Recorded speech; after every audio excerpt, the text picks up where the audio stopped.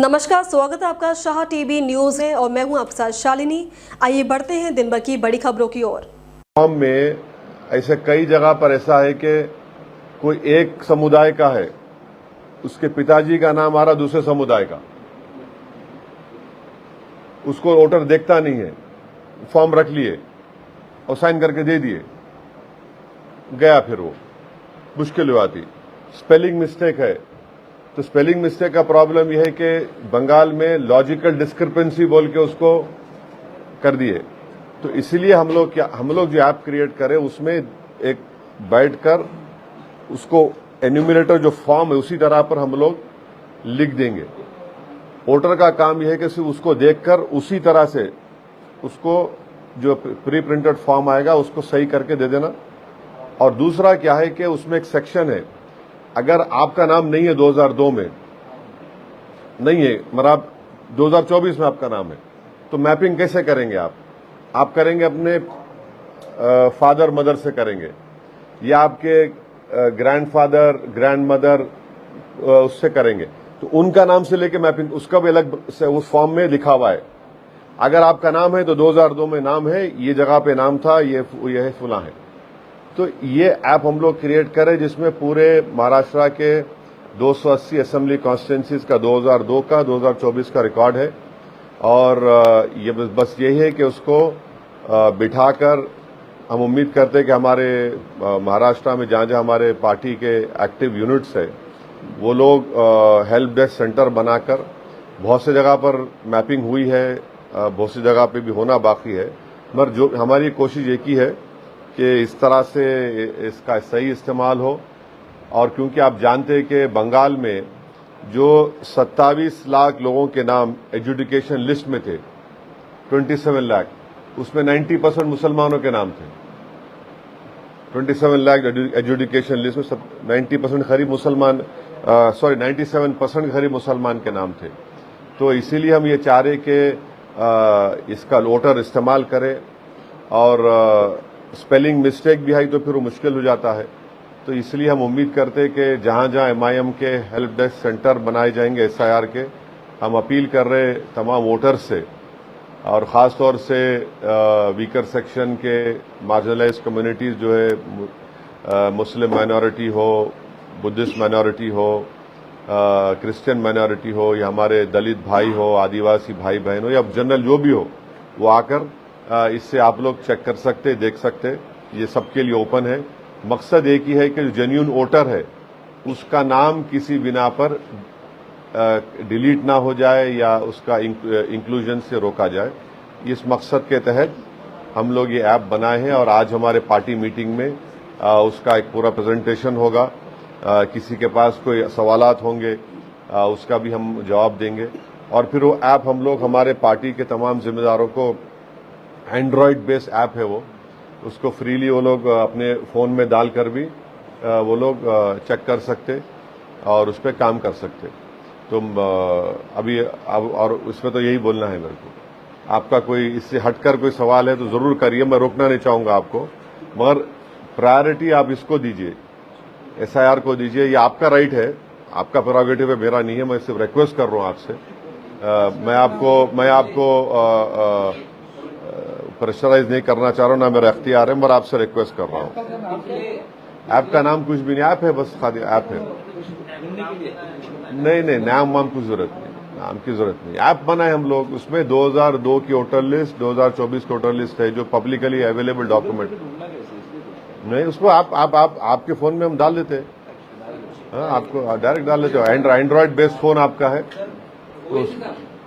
पिछले 2 दिनों से जो मामला चल रहा है कि आपके एक कारपोरेटर को यहाँ पर आरोपी किया गया है कि एक जो नीला खान थी उसको मतलब छुपाने का उनके ऊपर आरोप है। आपका इसके ऊपर क्या कहना है, क्योंकि आप पार्टी के अध्यक्ष भी है और कानूनन अच्छी तरह से जानते हैं। सर, ये पूरा जो मामला है उसको MIM से कनेक्ट किया जा रहा है। इस मसले पे जितने सवाल करने एक साथ कर लो ताकि बार रिपीटेशन ना हो। आरोप ये किया गया है, यहाँ के जो पालक मंत्री हैं उन्होंने CM को एक पत्र भी लिखा है कि MIM से ये ताल्लुक रखता है, ये कनेक्टेड है, तो इसकी जांच SIT की तरफ से की जाए। इसी सवाल को आगे बढ़ाते हुए सर, जलील साहब ने अपनी भूमिका यहाँ पर स्पष्ट कर दी है। नीला खान को लेकर औपचारिक तौर पर क्या भूमिका है ये आपसे जानना चाहेंगे, क्योंकि सूबे के मुख्यमंत्री कह रहे हैं कि वो एक तरीके से गठबंधन में शामिल थे और आरोपी हैं आतंकवादी। किसी तरह से इस मामले को सीमी से भी जोड़ा जा रहा है। विखे पाटिल ने कहा है कि हिमाचल में सीमी के सर यहाँ तक कि आपकी पार्टी को जो है बैन लगाने की भी बात हो रही है फडणवीस साहब नीतीश लाने की तरफ से। और कुछ सवाल? आप बोलिए ना पहले, बाद में नहीं, और कुछ सवाल इस बारे में? नहीं, रिपीटेशन ना हो, रिपीटेशन ना हो। देखो धूप बहुत है, रिपीटेशन ना हो, हम जाने का भी। तो 5 सवालात है इसके ऊपर। सबसे पहला बात यह है कि टीसीएस का स्टेटमेंट आपने देखा होगा कि उस लड़की का ताल्लुक एचआर से, ना वो एचआर में काम करती थी ना एचआर डिपार्टमेंट। टीसीएस का स्टेटमेंट है, मेरा नहीं है। दूसरा यह है कि 9 एफआईआर रजिस्टर हुए, जिसमें एक एफआईआर में इस लड़की के ऊपर हर्टिंग रिलीजियस सेंटिमेंट का एक नाम लिखा गया। और तीसरी बात यह है कि इसका एफआईआर से पहले उसका ट्रांसफर हो गया, फिर वो उस कंपनी से ताल्लुक भी नहीं है। और जो कंप्लेनेंट है इस केस में वो रूलिंग पार्टी का मेंबर है, उससे उसका ताल्लुक है।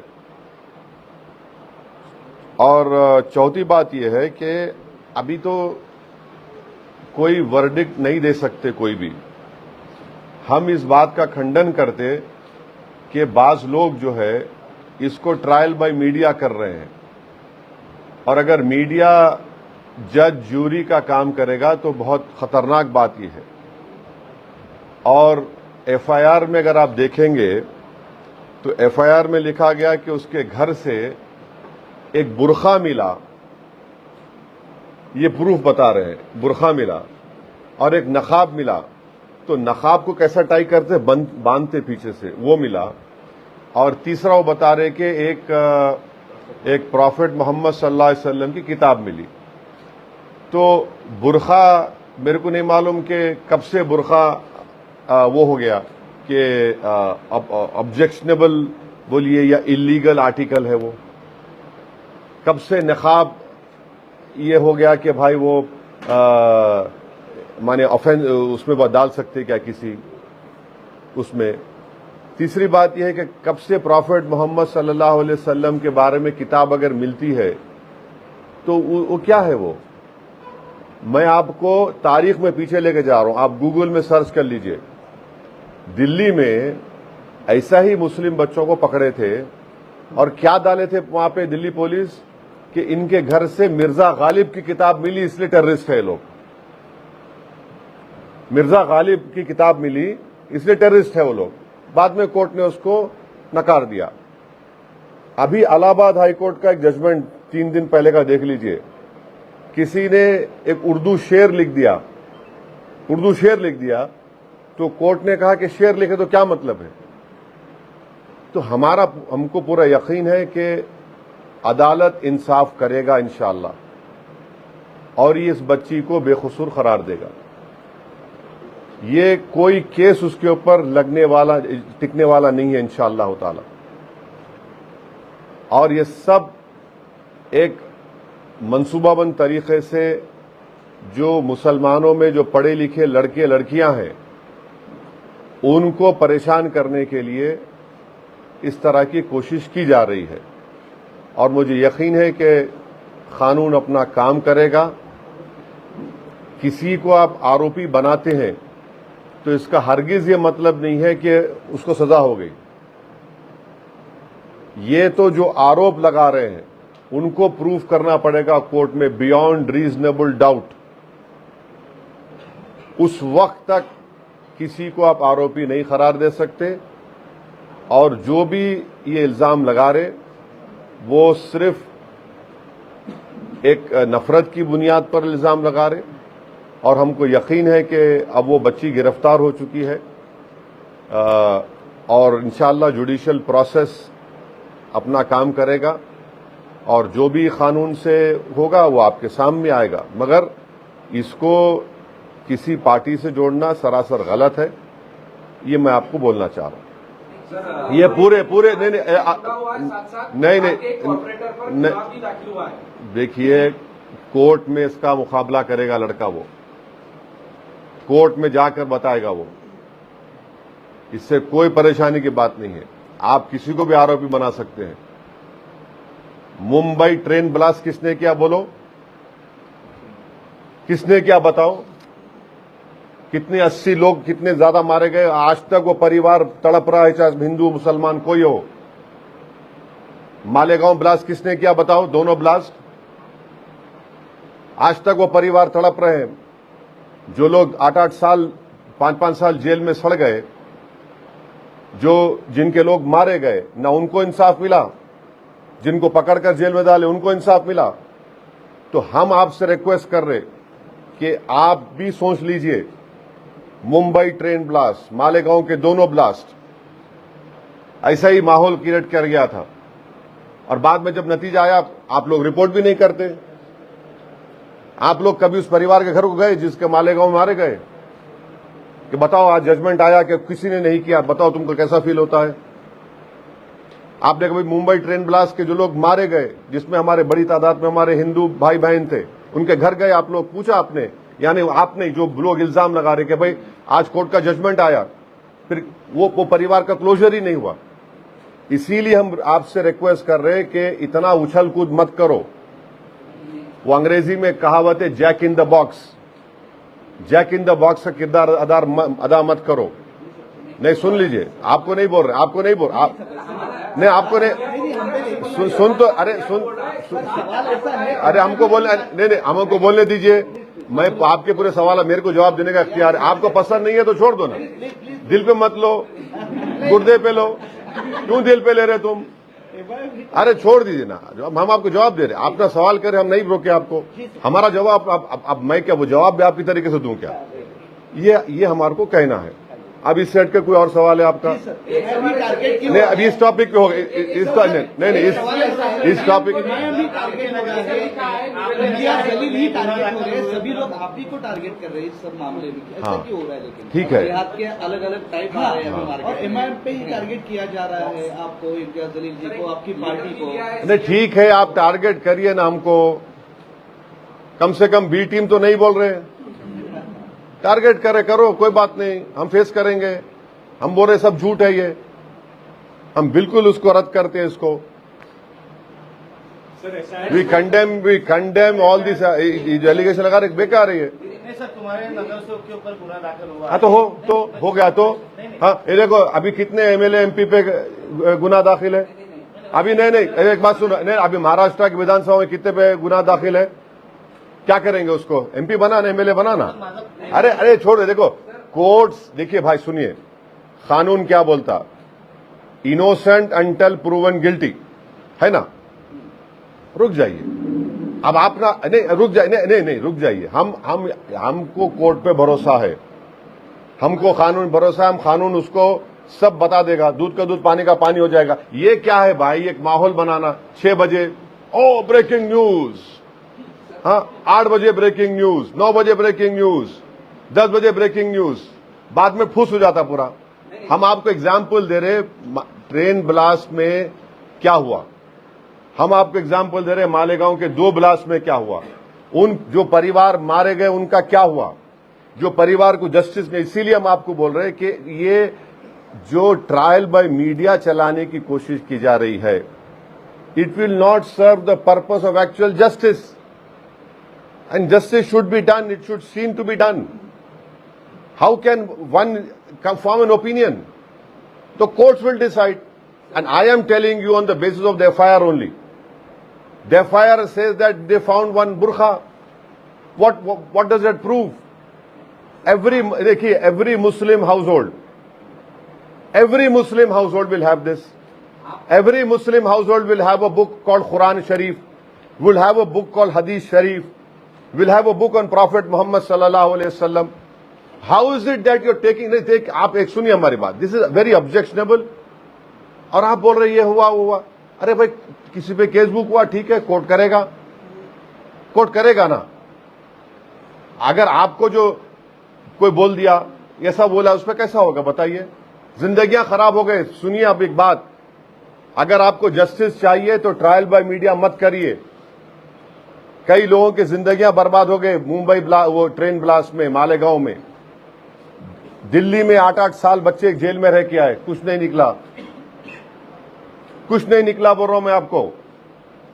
दिल्ली राइट्स में लोग निकल गए, कुछ नहीं निकला। और जब कोर्ट अपना वर्डिक्ट प्रोनाउंस करता तो आप लोग, खासतौर से आपसे शिकायत है मेरे को, आप लोग रहते ही नहीं वहां पर। और दूसरी चीज क्या है, सुनिए, हैदराबाद का एक बच्चा है, उसमें एक मोहतरमा है। हाँ, वो मोहतरमा जो है किसी जमाने में हमारे बीजेपी और नाम न खोलो, उन्हें बड़े करीब थे, उनका इंटरव्यू लिए बड़े बड़े लोगों का उनके। आप बताइए कि हसन सिद्दीकी को आप ट्वीट किए, आप एक्स पर डाले, ये बच्चा उसको रीट्वीट करा, चंडीगढ़ की पुलिस उसको ले जाके जेल में डाल दी, जेल में डाल दिए। भाई क्या है ये? जो लिखा ऑब्जेक्शनेबल, जो लिखा है नहीं लिखा वो अलग, उसको नहीं पकड़ रहे। वो बच्चा बेचारा हैदराबाद से उठा के चंडीगढ़ में जेल में डाल दिया उसको। क्या हो रहा है भाई ये? एक सवाल अब बस अब देखिए, नहीं देखिए, आप तमाम ने मेरे से वादा किया था। नहीं, एक भी नहीं, दो भी नहीं, एक भी नहीं, दो। एक बात छुपा रहे एफआईआर में थी कि उसमें कुछ व्हाट्सएप चैट भी आए थे, एक, और दूसरा उसमें सवाल ऐसा है कि आप लोग एक मिनट ठहरे। व्हाट्सएप चैट क्या मतलब? नहीं व्हाट्सएप नहीं, आप नहीं, एक मिनट ठहरिए, मैं सुन रहा। नहीं, आप ठहरिए एक मिनट, मैं एक बात करेंगे। आप बोल रहे व्हाट्सएप चैट पे सजा हो सकती, आप बोल रहे, आप बोलिए ऑन रिकॉर्ड। नहीं, आपको जो लिख के दे रहे ना, उनको दिमाग समझाइए, उनको खान सुनो, मेरी बात सुनो। मैं इसलिए बोल रहा हूं कि जब भारत की पार्लियामेंट में 2023 में BNSS का जब कानून चल रहा था तो सिर्फ हम दोनों अपोजिशन थे और एक BSP के मुसलमान साहब, कुरैशी साहब थे। 25 मिनट का भाषण दिया हूं BNSS पे मैं, मेरे को कानून मालूम। अगर देखो भाई, देखो व्हाट्सएप चैट तुम्हारा भी निकाल लूंगा मैं। हाँ, अगर कोई व्हाट्सएप चैट में अपनी बीवी को बोल रहा आई लव यू, वो कोर्ट में होगा क्या? अरे सुनो, आप सुनिए, आप कुछ भी कर लो, कोर्ट है। सवाल मेरा पूरा ऐसा है कि आप अभी सब लोग उस लड़की के पीछे खड़े हैं, लेकिन आप बैरिस्टर है, कायदा से कानून सब जानते हैं।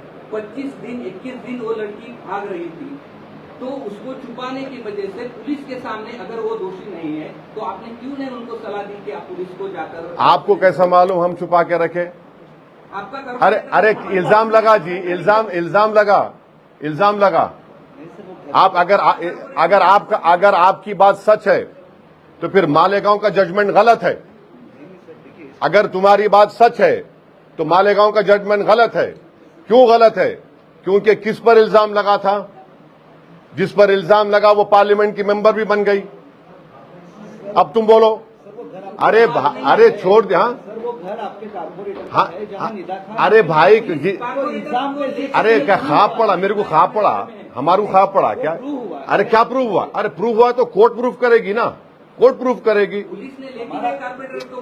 अरे भाई, आप कुछ भी कर लो, दलील भी तुम, वकील भी तुम, हुकूमत भी तुम, मीडिया भी तुम, आप जो करना है कर लो, कोर्ट तो है ना। आपके हिसाब से एक सवाल पूछता हूँ। मुसलमानों पे हो रहा है, लेकिन मीरा रोड की घटना में एक आदमी आता है, वो सीधे तौर पर कहता है कि हिंदू कौन है, मुसलमान कौन है, चाकू मार के जाता है। इस घटना आप एक तरफा, हाँ बिल्कुल, नहीं, बिल्कुल उसको कंडेम करो आप, हम कंडेम करें उसको बिल्कुल। अरे एक बात सुनिए, एक बात सुनिए। देखिए, ये मेरे कोई लॉयल्टी का टेस्ट नहीं है, ना आपको कोई राइट है मेरे से लॉयल्टी टेस्ट पूछने का। पहलगाम का हुआ तो सबसे पहले मैं खड़े होकर कंडेम किया हूं। आपको कोई राइट नहीं है किसी को, मैं खुला बोल रहा हूं आपको। कंपल्सरी कर दिया गया सर देश में। हाँ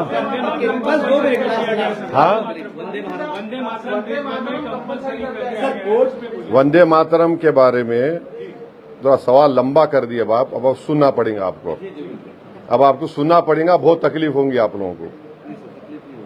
हाँ सुनिए अब आप। उसके बाद एक और सवाल। नहीं, एक और सवाल है, अभी सुनो सुनो सुनो सुनो। वंदे मातरम पे पार्लियामेंट में मैंने भाषण दिया था, आपने सुना होगा उसको। अब आप सुनिए क्यों मैं बोल रहा हूं उसके बारे में। पूरी किताब का एक हिस्सा पढ़ के सुनाता हूं मैं आपको।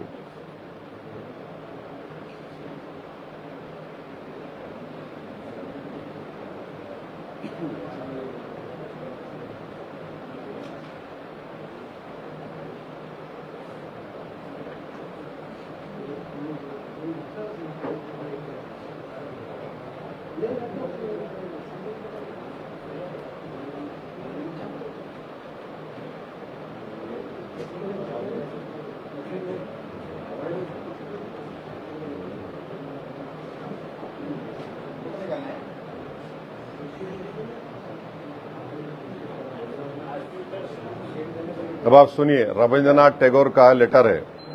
किसको लेटर है? नेताजी सुभाष चंद्र बोस को।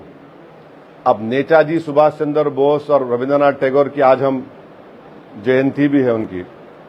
ये लोग जो प्रेजेंट गवर्नमेंट से बड़े हैं या वो बड़े हैं, वो आप पे छोड़ता हूं मैं। उसमें उस लेटर में सेकंड पैराग्राफ में टैगोर लिख रहे हैं, the core of Vande Mataram is a hymn to goddess Durga. This is so plain that there can be no debate about it.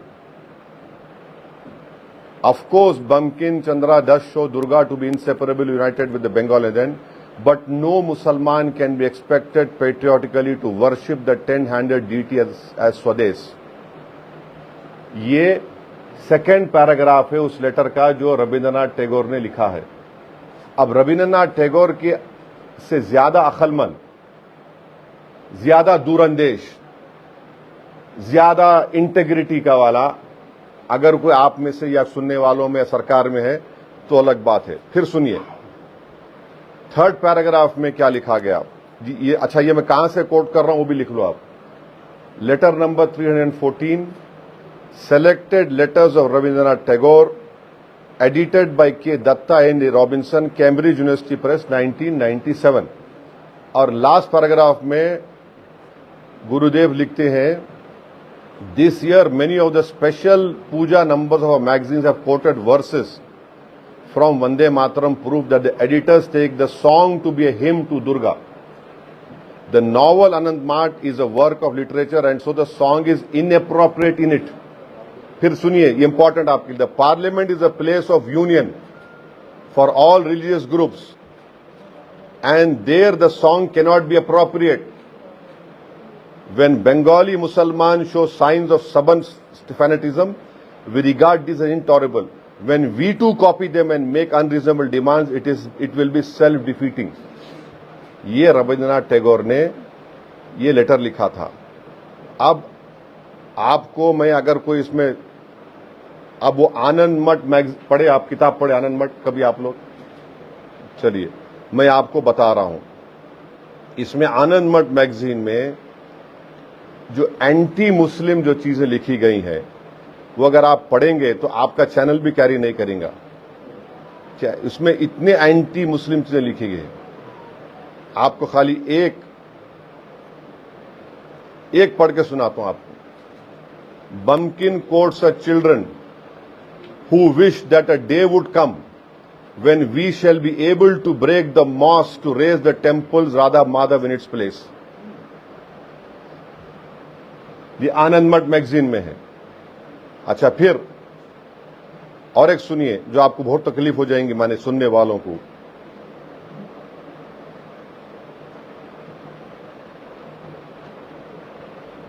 ये सुनिए, chapter 13 Part 3 of the novel describes a scene when the English army has been defeated. सुनिए आप लोग। And Sanatan commanders want to attack the capital, but they are informed that they are all out looting. The villages are unprotected now. They will now pillage the Musalman villages. and silk factory return home, you will not find anyone now. इसमें कई examples है इस magazine में, इस आनंद मठ किताब में, जो अच्छा फिर आनंद मठ में बंकिम चंद्र साहब जो है अंग्रेजों की तारीफ कर रहे, अंग्रेजों की तारीफ कर रहे हैं। और इसमें आपको मैं कहां से कोट कर रहा हूं, मैं वो ही बोल देता हूं आपको।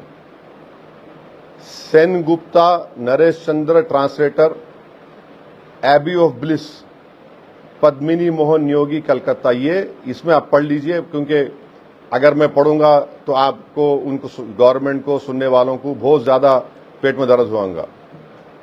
और उसमें क्या लिखिए, इसमें लिख रहे, इसमें जो लिख रहे हैं ना, उसमें आप खुद पढ़ लीजिए। आपको टाइम है तो मैं आपको फॉरवर्ड भी कर सकता हूं इफ यू वांट, माने आपको टाइम बच जाएगा, जो हम लोग पूरा निकाल के रखे हैं पूरा इसका। तो ये चीज है। और एक बात याद रखिए, मैंने इस बात को कहा है, क्या कहा है, वही बात जो टैगोर ने सुभाष चंद्र बोस को लिखा है। जनगण मना जो है इंडिया को सेलिब्रेट करता, वो किसी एक रिलीजन की बात नहीं करता। और प्रियम्बल ऑफ द कॉन्स्टिट्यूशन क्या है, पढ़े आप लोग प्रियम्बल को, we the people of India. वो क्या प्रॉमिस करता है, जो बाबा साहब अम्बेडकर ने लिखा, liberty of thought, expression, belief, faith and worship. और जो फर्स्ट प्रोविजन है हमारे कॉन्स्टिट्यूशन का, आर्टिकल 1, वो क्या बोलता है, describes India that is Bharat as union of states. अच्छा, फिर तीसरा सुन लीजिए, जब संविधान बन रहा था हमारा, बाद संविधान सभा में बाद मेंबर थे जो ये बोल रहे थे कि प्रियम्बल को शुरू होगा किसी देवी या गॉडेस के नाम से, और उस वक्त वो बोले थे वंदे मातरम शुरू करो, ये प्रियम्बल बनाते वक्त। और जब प्रियम्बल सभा में जो लोग बैठे थे, हम उनको क्या बोलते, हमारे फोर फादर्स बोलते। उनकी अकल, उनका इस देश से देशभक्ति, मोहब्बत नरेंद्र मोदी आरएसएस से बढ़ के थी और हमसे ही बढ़ के थी। क्या लिखा, कहा, वो फेल हो गया, वो हार गए लोग। बास क्या चाहते थे कि in the name of God, वो भी हार गए। बास बोले कि नहीं, replace it's citizen with her citizens. पूरे अमेंडमेंट डिफीट हो गए, 3 अमेंडमेंट जो हमारे संविधान बना रहे थे। तो इंडिया क्या है, दैट इज भारत। भारत क्या है, उसकी जनता। ये देश का नाम किसी देवी देवता के नाम से नहीं है ना, ये कोई किसी समुदाय के नाम पे तो नहीं चलता है। ये देश का कोई रिलीजन नहीं है, ये देश तमाम रिलीजन को मानता भी है, और ये देश उनको ही मानता जो किसी भगवान खुदा अल्लाह को नहीं मानते। इसकी खूबसूरती ये है। आपके सवाल का जवाब ये है। अभी बस, अभी जाने दीजिए, अंदर अंदर अंदर अंदर अंदर लोग बैठे हैं। Thank you.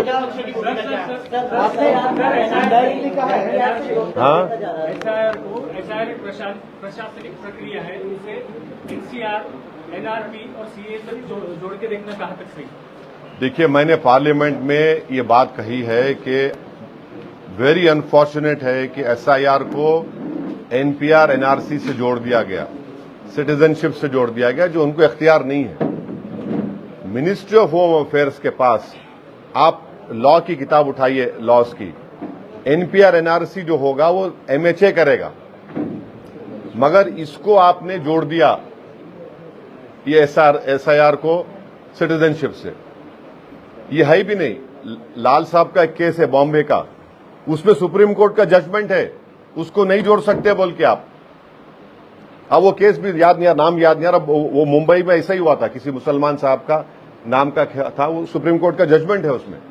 तो अनफॉर्चुनेट है, मगर ये हो सकता है, ये हो सकता है। और आप जानते हैं कि पूना में क्या हुआ, मुंबई में क्या हुआ। जो हमारे बंगाली स्पीकिंग इंडियंस थे, उनको प्लेन में बिठाकर बंगाल में उतार के बीएसएफ वालों ने ले जाकर बॉर्डर में छोड़ दिया। और फिर आप ये भी जानते कि आसाम के मुख्यमंत्री भारत के अभी डीज्योर या डिफैक्टो नहीं मालूम, दोनों में से एक वो फॉरेन मिनिस्टर बने हुए हैं। उन्होंने एक चैनल को इंटरव्यू देते हुए कहा, कौन सा चैनल है जो तुम सवाल कर रहे थे ना, तुम्हारे चैनल को बोला, हाँ नाम नहीं लूंगा, उस चैनल को बोला कि हम तो रात के अंधेरे में 1000 लोगों को छोड़ के आ गए और बांग्लादेश के गवर्नमेंट ने हमारे एम्बेसडर को बुला लिया। ये क्या बोल रहा है?